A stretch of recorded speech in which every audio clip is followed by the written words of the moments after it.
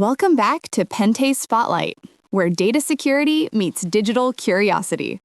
I'm Grace, your guide to smarter innovation and sustainable living. And I'm Joshua, your tech enthusiast and someone who owns exactly 2 pairs of jeans, but wishes they could magically turn into 10 different outfits.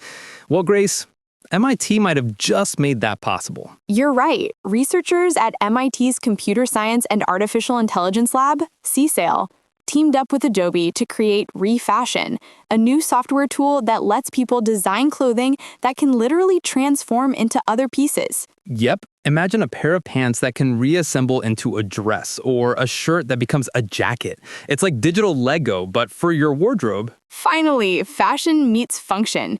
The idea behind Refashion is simple but powerful. It helps people create eco-friendly clothing that can be rearranged, resized, or repaired instead of thrown away. That's huge. Every year, the world produces about 92 million tons of textile waste.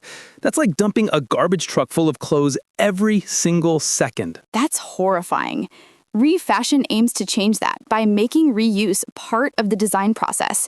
It breaks clothing into modules, smaller parts that can be reattached using snaps or Velcro. So instead of buying something new, you just swap a piece or change the shape. And it's not just for expert designers. Anyone can use it. You can draw shapes, connect panels, and the software automatically shows how the outfit can be built or reconfigured. Exactly. One user in the study created an asymmetrical top that could also become a jumpsuit, all in about 30 minutes.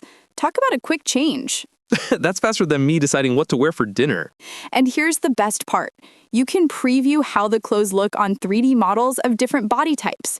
It's like trying on digital outfits before cutting a single piece of fabric. So basically, MIT just invented the world's first smart closet. No more fashion waste, just creative reuse. My takeaway, Refashion proves sustainability doesn't have to be boring.